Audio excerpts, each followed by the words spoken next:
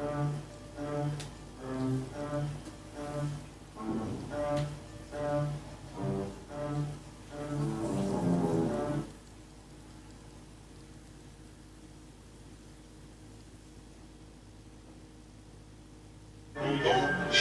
Yud-Hey-Wah-Hey, the Universe of Yud-Hey-Wah-Hey, brought to you by the Nation of Yahweh, working for you and your future.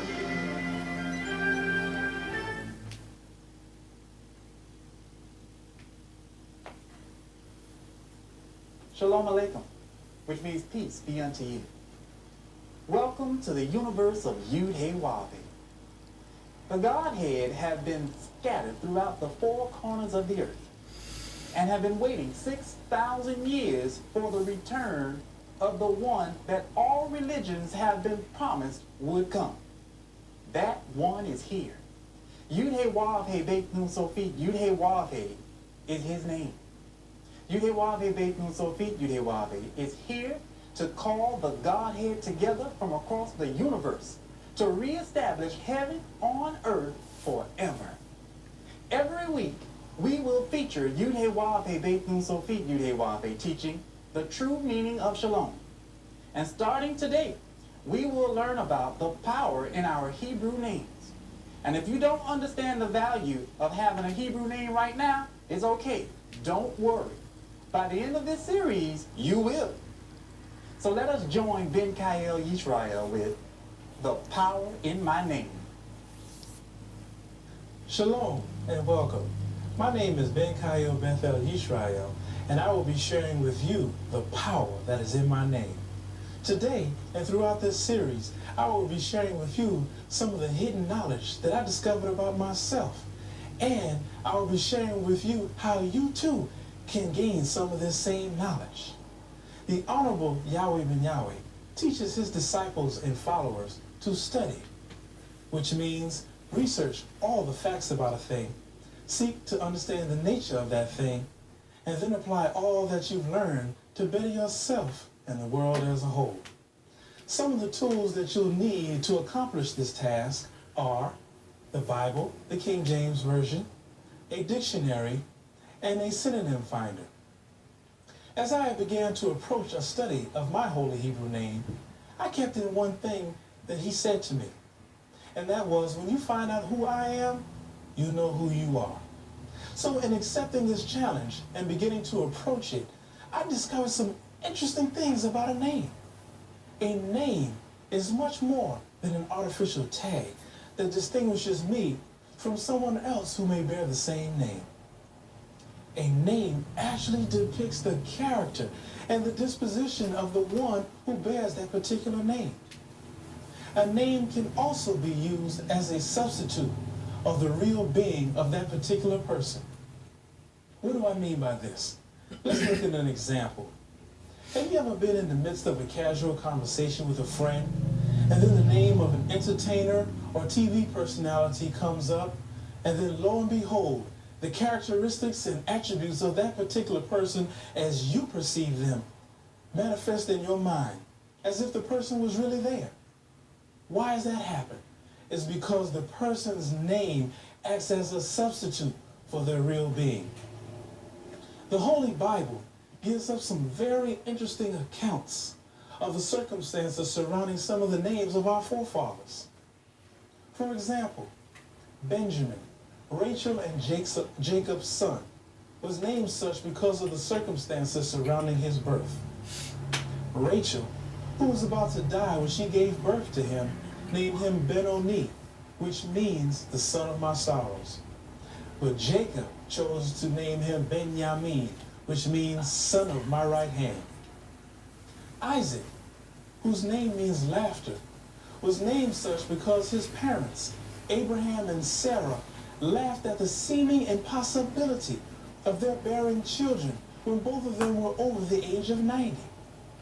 And Jacob, whose name was changed to Israel, which means one who rules as God Yahweh, was given a name such as that to reflect his newfound spiritual consciousness. So that brings me to an important question. What is in a name? Let's look at the words in that statement. First, the word what normally introduces an interrogative or a question. But in this instance, it is making a definite statement as to the purpose, the role, the occupation, and the character of the person bearing a particular name. The word is, which comes from the verb to be, means to exist and to have life. The Bible tells me in 1 John 5, verse 12, that to have life, I must have the Son of God, Yahweh ben Yahweh, in me. How do I get the Son of God, Yahweh ben Yahweh, in me? I get him in me, my mind, through the study and application of his divine qualities and attributes that are found in the Holy Bible. The word in means to be inherently connected to. It means to control one and to identify one as your master. And the word name, which comes from the Hebrew rendering shame, spelled from right to left, sheen, mem sulfate, literally means character, honor, and authority. So what does all of this mean? And how does it relate to my life and to your life? It means that as you approach, and as I approach a study of my holy Hebrew name, that I and you too can gain honor, authority, and glory. So stay tuned next week, and we will share with you how you can choose or how you can receive your holy Hebrew name. Thank you. Shalom Aleichem. My overall subject is the true meaning of shalom, rescuing our future. And my subject at this moment is peace and the value of peace. And I am here to establish the kingdom of Yahweh, the kingdom of heaven, which is true holiness and righteousness. And this is what it is going to take. True holiness and righteousness. I am here on the planet Earth looking for those of you who are the remnant. It is the remnant that is the prize at this time.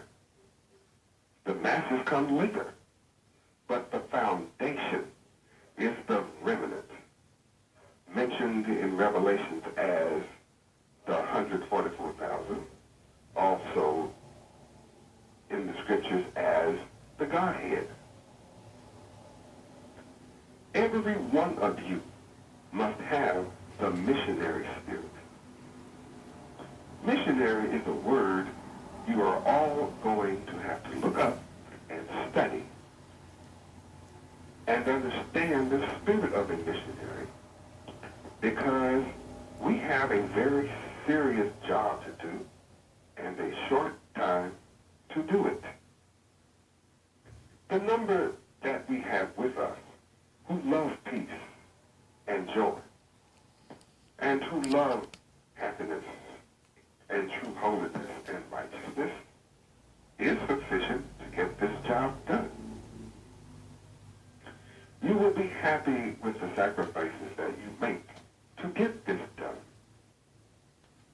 You will be very satisfied because the reward is heaven now, not in the distant, in the great future beyond, but in the now. And we have a very short time to accomplish this great miracle. I'm going to speak to you from shalom. I'm going to the root word of shalom, which is shalom, spelled S-H-A-L-A-M. This is the root of shalom in Hebrew. So, I am going with the root. Shalom means to be whole. We, the so-called blacks of America, have not known shalom. We have not been whole. That means that we are an incomplete people. something about us that is incomplete, and I am here to make you whole. And your job is to help me to bring that condition about, where we become whole. This means that the integral ingredient needed for us to be a nation has been erased. And we were cut off from that which is essential.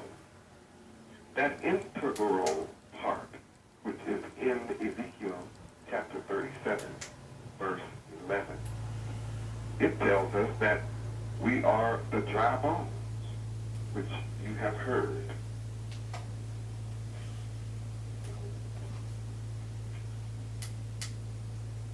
Again,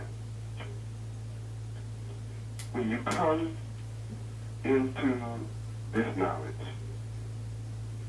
you must take on the missionary spirit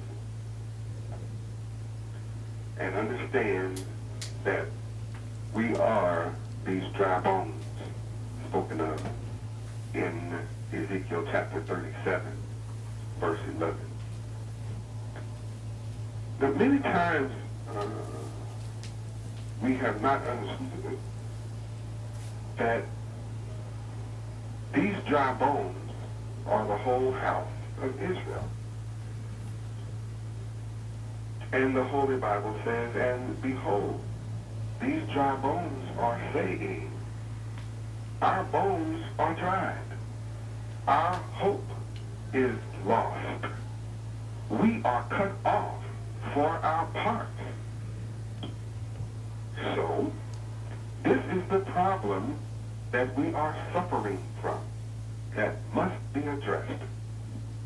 And we cannot have shalom or peace without this knowledge, that essential part. We have been cut off for our part. Jeremiah chapter 33, verse 24 says, considerest thou not what this people have spoken, saying, the two families which the Lord Yud-He-Wav-He, Yahweh has chosen, he has even cast them off. Thus they have despised my people, that they should be no more a nation before them. Do you understand? This is what has happened. We have been unable to consider this because we did not understand how we had been cut off. Here in Jeremiah chapter 33, verse 24. So, these two families spoken of are the nation of Israel, the whole house of Israel and Judah, who are the lost sheep. These are the two sticks that are spoken of over in Ezekiel chapter 37, verse 16. And, of course, I'm addressing you as Judah because you are the head. The only way that a child can be born is for the head to be formed first. And this is covered in Revelation chapter 12. Are you tired of greed, lies, and deception? Write to me, because I will teach